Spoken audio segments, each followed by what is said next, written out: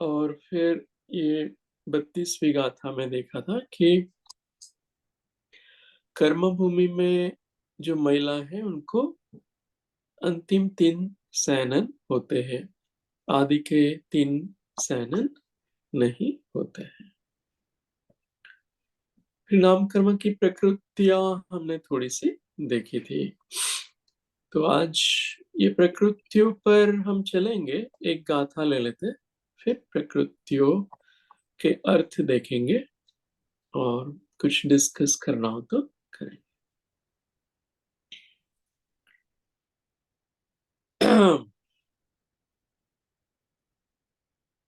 मुलुण पहा अग्गी आदावो होदी उण्ह सहिय पहा आ इच्छे तेरिच्छे उष्ण पहाहु उच्चुगो।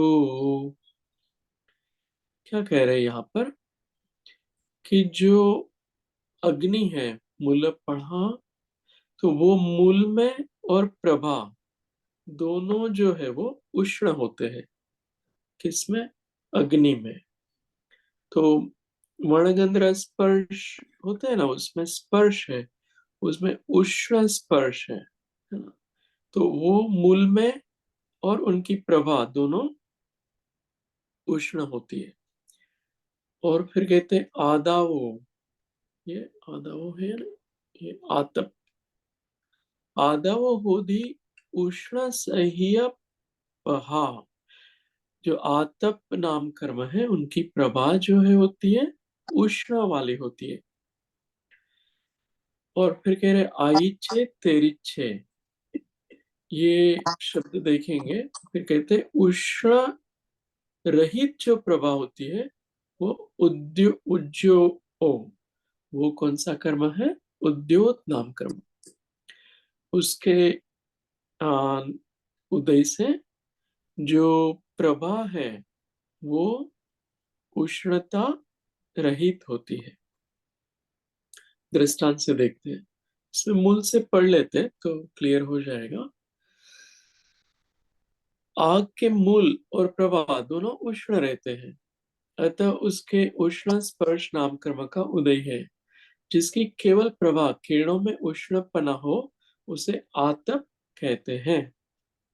आतप नाम कर्म का उदय सूर्य के बिंब में तथा सूर्यकांत मणि में उत्पन्न हुए बादल पर्याप्त पृथ्वी का एक तिर्यंश जीवों में समझना चाहिए, है ना। ये सूर्य का विमान है, उसमें मणि रहते हैं, वो पृथ्वी का एक जीव है।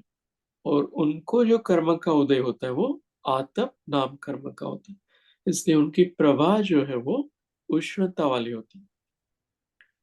और फिर कह रहे हैं जिसकी प्रभा भी उष्णता रहित हो, मूल और प्रभा दोनों उष्णता रहित हो, उसके उद्योत नाम कर्म का उदय जानना। किसमें होगा? किसको होगा उद्योत नाम कर्म का उदय? उद्योत है वो चंद्रमा ले लो, या तो तिर्यंश जैसे जुगनू है, या सिंह है। आवाज नहीं आ रही है पर ओ, आनी चाहिए थी। हेलो। आ रही है, यहाँ मेरे को तो आ रही है क्लियर। हाँ, अभी आ रही है। हाँ, अच्छा, नहीं, चारू जी को आ रही है। हेलो। अच्छा, उनको नहीं आ रही है।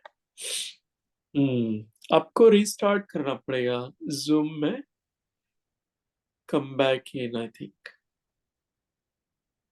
ऐसा कर लो। हम्म तो let me see, इसमें मैसेज है क्या?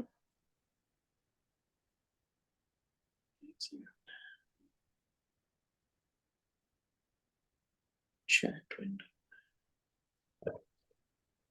अभी आ रही है ना? Okay, it's fine I think. तो अगर नहीं आ रही हो तो log out log back in zoom में कर लेना। राइट, उससे वर्क किया, it's working now. Okay, great. तो उद्योत नाम कर्म है ना, जैसे ये नॉक्टर्नल एनिमल्स होते हैं जो जंगल में रात्रि में चरते हैं ना, उनको ज्यादातर उद्योत नाम कर्म का उदय होता है। तो उनकी आंखों में से इस तरह की रोशनी बाहर आती है जिससे वो देख पाते हैं। तो तिर्यंशों में उद्योत पाए जाते हैं, जो पंचेंद्रिय तक तिर्यंशों में। आतप नाम कर्म है वो मात्र एक इंद्रिय जीव में ही होता है, जो बादर पर या पृथ्वी का एक जीव है, उनको ही ये आतप नाम कर्म का उदय होता है। तो ये दो कर्म के उदय यहाँ पर बताए हैं, ये नाम कर्म है। अम, पराग जी, एक बार आतप नाम कर्म को फिर से बताएंगे क्या है? हाँ, आतप को और एक बार देख लेते हैं। ये गाथा नंबर है ना 32 होगा, इसमें से भी देख लेते हैं। और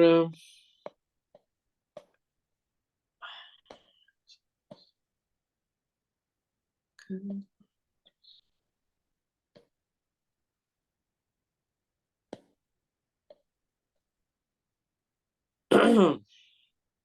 अभी चला गया, अभी गया।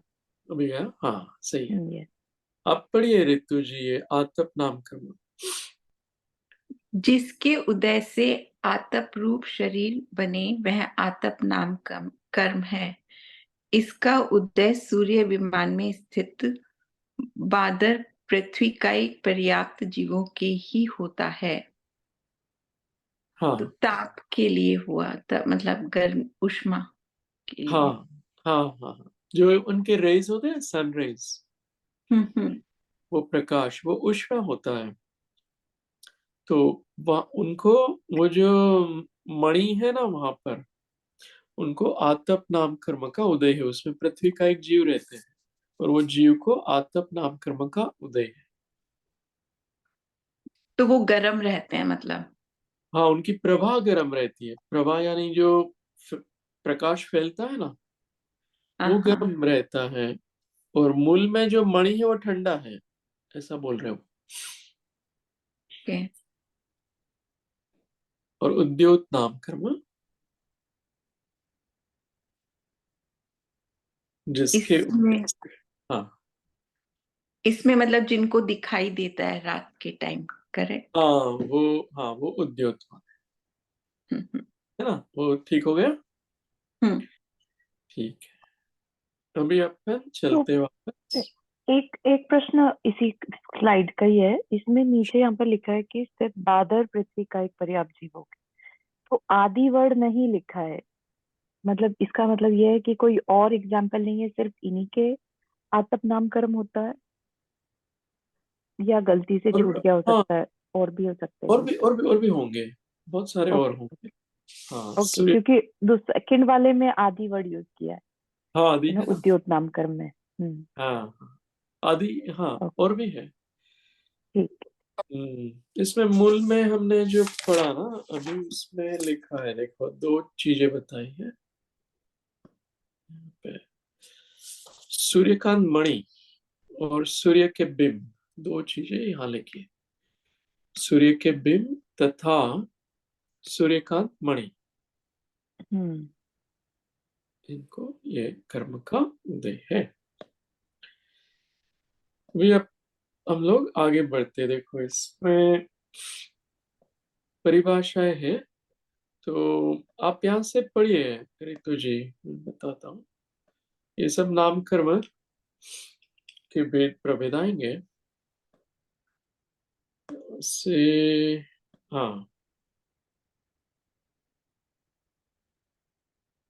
आत्मा मनुष्य पर्याय को प्राप्त हो, वहां से पढ़िएगा। आत्मा मनुष्य पर्याय को प्राप्त हो तथा मनुष्य रूप उसके भाव व क्रिया हो, उसे मनुष्य गति कहते हैं। जिसके उदय से आत्मा देव पर्याय को प्राप्त हो तथा देव गति रूप उसके भाव व क्रिया हो, वह देव गति है। हम्म, जिसके उदय ये से क्लियर हो गया ना। जो मनुष्य पर्याय को प्राप्त हो ना, वो हम्म, मनुष्य गति नाम कर्म से ये हमें प्राप्ति हुई है मनुष्य पर्याय की। हम है आत्मा, लेकिन आसपास में जो शरीर है ना मनुष्य का, वो इस कर्म से हुआ है, मनुष्य गति नाम का। ऐसा ही देव हो तो उनके लिए ऐसा जानो, सन्नरक और तिर्यंच के लिए। पहला वाला गति था, तो गति और फिर जाति आएगा। हाँ, हम्म। तो ये जाति कर्म का यहाँ से पढ़ना है। जाति नाम कर्म के 5 भेद हैं: एकेंद्रिय, द्विंद्रिय, त्रिंद्रिय, चतुरिंद्रिय और पंचेंद्रिय जाति। जिसके उदय से आत्मा एकेंद्रिय शरीर को धारण करे उसे एकेंद्रिय जाति कहते हैं। जिसके उदय से आत्मा द्विंद्रिय शरीर को धारण करे उसे द्विंद्रिय जाति कहते हैं। जिसके उदय से आत्मा 3 इंद्रिय के शरीर को धारण करे उसे त्रिइंद्रिय जाति कहते हैं। जिसके उदय से आत्मा 4 इंद्रिय रूप शरीर को प्राप्त करे वह चतुरिंद्रिय जाति है। जिसके उदय से आत्मा पंचेंद्रिय शरीर को प्राप्त करे वह पंचेंद्रिय जाति है।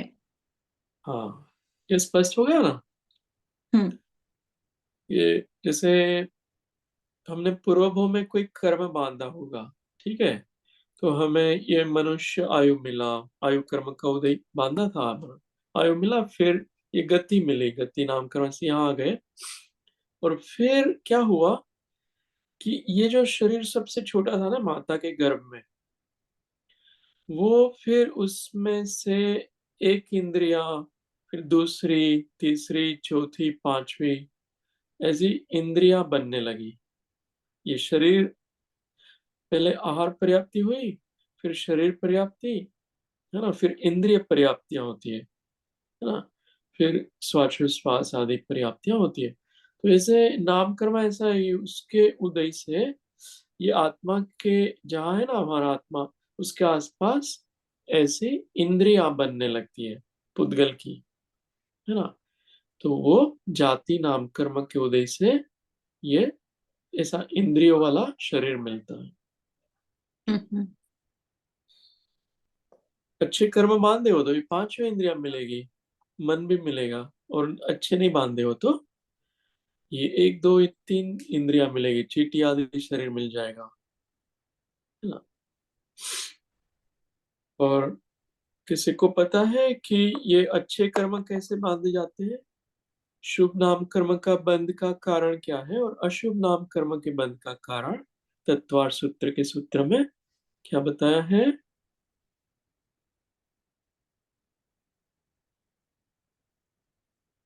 तत्वार सूत्र में है ना।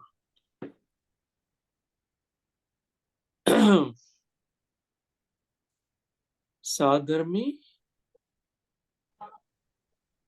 अविसंवाद, तो वो शुभ नाम कर्म, और मन वचन काय के सरल परिणाम होना, जैसा मन में है ऐसा वचन में ऐसा काय में, तो शुभ नाम कर्म का बंध होता है, सरलता होनी।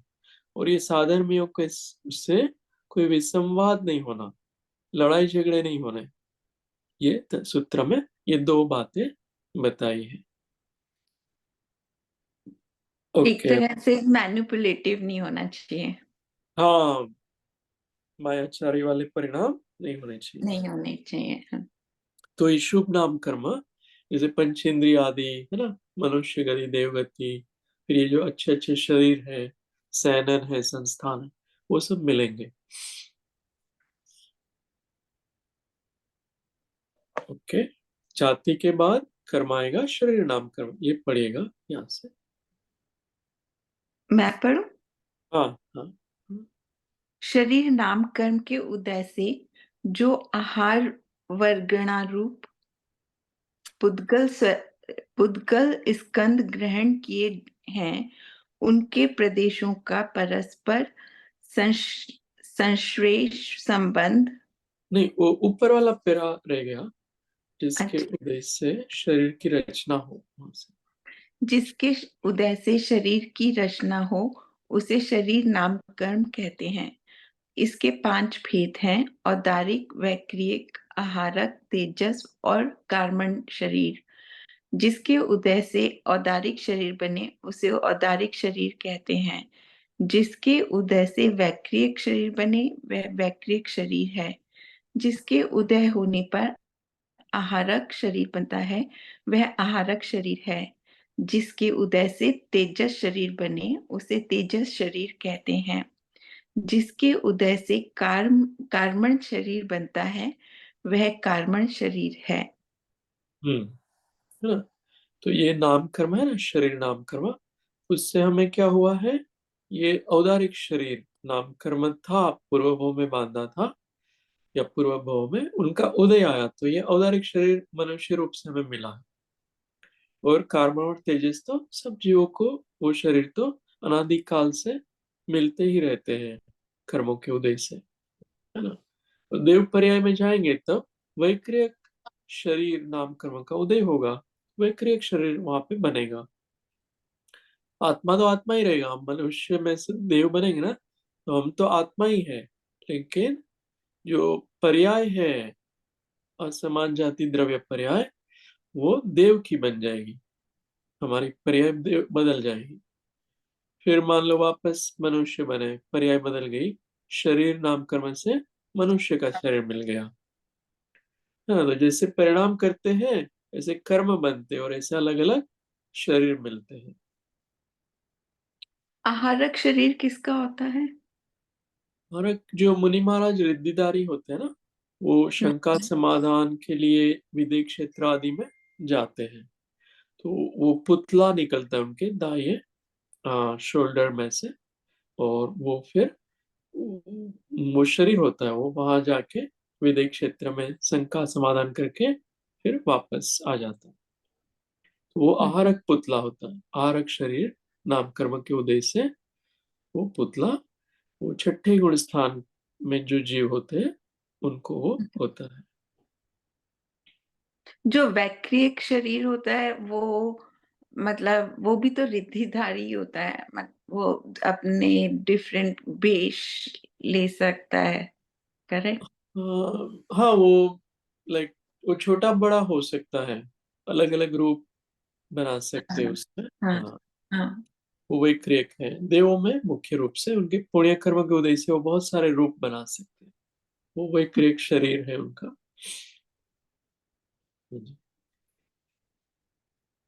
फिर आगे पढ़िएगा, शरीर नाम कर्म, और कोई पढ़ना चाहे तो भी पढ़ सकते हैं, तो आप भी कंटिन्यू कीजिए। ठीक। शरीर। शरीर नाम कर्म के उदय से जो आहार वर्ग रूप पुद्गल स्कंद ग्रहण किए हैं उनके प्रदेशों का परस्पर संश्लेष संबंध जिसके उदय में हो उसे बंधन नाम कर्म कहते हैं। इसके औदारिक आदि के भेद से 5 भेद हैं तथा औदारिक औवारिकादि संयोग भंग 15 हैं। हाँ, ये कौन सा कर्म है, शरीर संघ। नाम हाँ, ये नहीं, शरीर का हो गया, शरीर कर्म के उद्देश्य से ये हुआ। फिर बंधन नाम कर्म, ये बंधन से क्या होता है कि ये शरीर नाम कर्म हमने पहले ले लिया है ना, उसके बाद बंधन, फिर संघात नाम कर्म आएगा। तो ये आहारक वर्गणा हमें मिल गई शरीर नाम कर्म के उदय से, और उनके जो प्रदेश है ना वर्गणाओं के, वो एक दूसरे से दूध और पानी की तरह एक साथ रहते हैं, बंध जाते, वो बंधन नाम कर्म से होता है। जैसे औदारिक शरीर है ना जो दिख रहा है हमारा, एक ही शरीर दिख रहा है पांच में से, है ना। तो अभी हमारे तीन है, तो उसमें से औदारिक दिख रहा है, वो कार्बन तेजस तो दिखता नहीं है, तो वो औदारिक वर्गणाएं दिख रही है, वो एक दूसरे से जो बंधी हुई है ना, वो ये औदारिक औदारिक नाम बंधन नाम कर्म से ये एक दूसरे से बंध गई है। और ये वर्गणाएं तेजस और कार्बन शरीर से भी बंध गई है, दूध और पानी की तरह मिल गई है, संश्लेष संबंध है। तो ये बंधन नाम कर्म से औदारिक वर्गणाएं कार्बन शरीर से भी बन जाती है और तेजस शरीर से भी बन जाती। ठीक है, हम्म। ये यहाँ पर वो विषय बताया। फिर आगे, जिसके उदय से जिसके उदय से औदारिक आदि शरीरों के प्रदेशों का परस्पर छिद्र रहित एक क्षेत्र वगाहरू हाँ, एकत्व एक क्षेत्रावगा हो जाता है ना, वो एक क्षेत्रावगा और एकत्व प्राप्त हो उसे संघात नामकरण कहते हैं। इसका मतलब क्या हुआ? एक क्षेत्र वगाहरू। एक क्षेत्र में अवगाहना हो जाती है एकत्व रूप से। जैसे अपना शरीर मनुष्य का दिख रहा है ना जो, ठीक हम्म। है, उसमें ये सब सेल्स एक दूसरे से बंध गए हैं, ठीक है, वो बंधन नामकरण से सेल्स हम्म। लेवल या डीएनए लेवल या जो भी आपको सूक्ष्मता हो जाना, एक दूसरे से बंधे हुए हैं। और उसमें ये बंधे हुए हैं ना, जैसा हाथ हाथ है, तो हाथ में औदारिक औदारिक बंधन नामकरण से वो पूरा हाथ है, लेकिन उसमें कोई छिद्र नहीं है। अगर छिद्र होता ना तो खून बाहर आ जाता। हम्म। हम्म। छिद्र रहित है। इस कौन से कर्म से है? संघात नाम कर्म से। कोई छिद्र हम्म। नहीं है, कोई होल्स नहीं है, पूरा का पूरा है वो। हम्म। एक क्षेत्र होगा आरोप, एकत्व रूप है वो। सब वर्गणाएं एक दूसरे से बंधी तो है, लेकिन उसमें बीच में कोई होल्स भी नहीं है। वो इस नाम कर्म से होता है, संघात तो नाम हर कर्म। एक में होती है फिर? हाँ जी। होल्स किसी में भी नहीं होते हैं? हाँ हाँ, वो इस तरह के होल्स की कुछ चीजें बाहर नहीं आ जाए।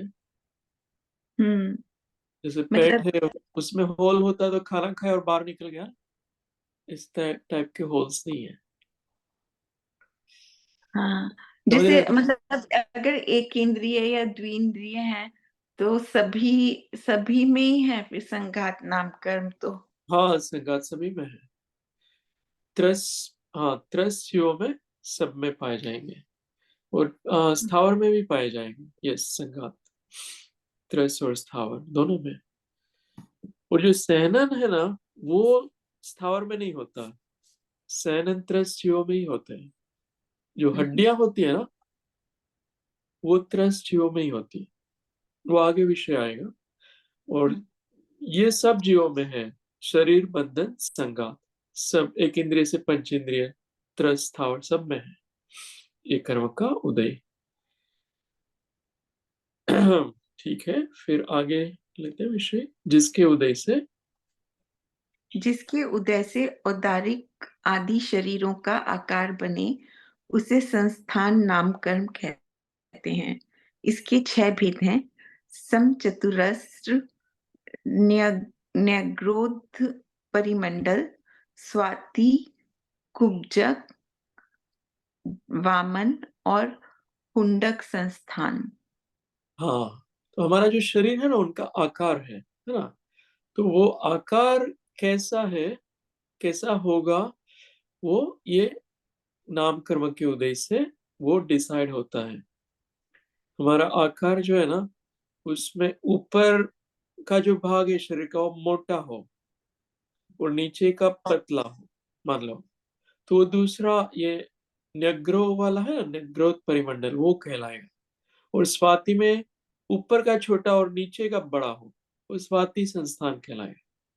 समचतुरस्र में सब इवन हो, सब ऊपर नीचे सब अवयव एकदम इवन हो, हाथ पैर सर, है ना, पीठ नितंब सब इवन हो, वो पहला वाला है समचतुरस्र। कुंभज आदि है ना, उसमें आकृतियां बहुत विचित्र है। वो पिक्चर्स में थोड़ा देखेंगे आप, वो पावर पॉइंट में। हाँ, यहाँ पर इतना विषय है इसका। तो आकार अभी हाई लेवल पर इतना याद रखना है कि आकार जो है वो ये संस्थान नामकर्म से मिलता है। हमें अच्छा आकार मिला बुरा मिला, वो संस्थान नामकर्म का उदय है। फिर आगे अंगोपांग नामकर्म पढ़िएगा। जिसके उदय से अंगोपांग का भेद हो, वह अंगोपांग नाम कर्म है। इसके 3 भेद हैं: औदारिक, वैक्रियक और आहारक अंगोपांग। हाँ, तो जैसे हमारा शरीर है वो कौन सा शरीर कहलाता है, औदारिक है या वैक्रियक है? औदारिक। औदर। तो उसमें अंगोपांग है ना, तो ये हम्म, शरीर तो मिल गया औदारिक, बंधन से ये जॉइंट सब हो गए, छिद्र रहित हो गया। और फिर अंगोपांग जो मिलते हैं ना, वो इस कर्म से मिलते हैं। जैसे 2 हाथ मिले, 2 पैर मिले हमें, 4 हो गए। फिर हम्म, मस्तक ले लो, 5। और हृदय 6। और पीठ जो है ना, पीठ 7। और ये कमर होती है, उसके आगे का भाग नितंब कहलाता है, वो 8। ये 8 अंग कहलाते हैं। और ये उंगलियां हैं, वो उपांग कहलाती है। आंख, नाक, जिह्वा वो उपांग है। तो ये कर्म से ये सब मिलते हैं, 8 अंग और बाकी थोड़े बहुत उपांग। ये अंगोपांग नाम कर्म के उद्देश्य से प्राप्त होते हैं। जो बाल होते हैं, हेयर्स, वो भी उपांग में आते हैं क्या? ये वो उपधातुएं हैं। बाल वगैरह है ना, वो हम्म, अंगोपांग से भी बाहर आ जाते हैं। हम्म, ये धातुएं वो आगे अभी आएगा विषय, वो अलग चीज है। हम्म, 7 धातुएं होती है और फिर उप धातुएं होती है और मल होते हैं। तो ये बाल है ना, वो मल में गिना है। शरीर का मल होता है ना, हम्म, वो उसमें गिना है। तो ना, यहाँ अंगोपांग नाम तक हुआ। फिर ये सैनन वगैरह, उनको नेक्स्ट वीक देखना पड़ेगा, है ना। इसकी पिक्चर्स भी पावर पॉइंट्स में देखनी है, वो नेक्स्ट टाइम देखेंगे। अभी तक का विषय ठीक लग रहा है? कुछ क्वेश्चंस है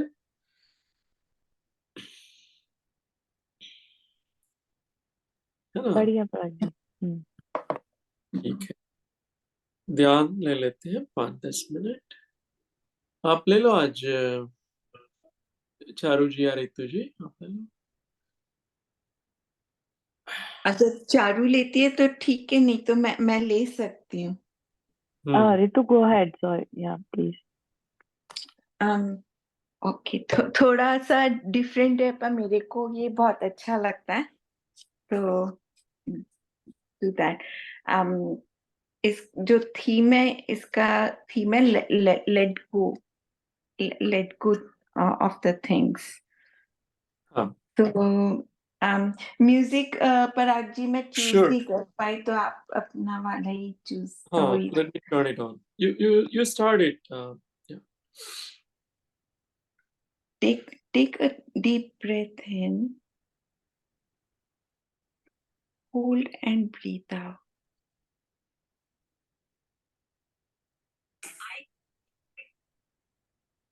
Again, breathe in and breathe out.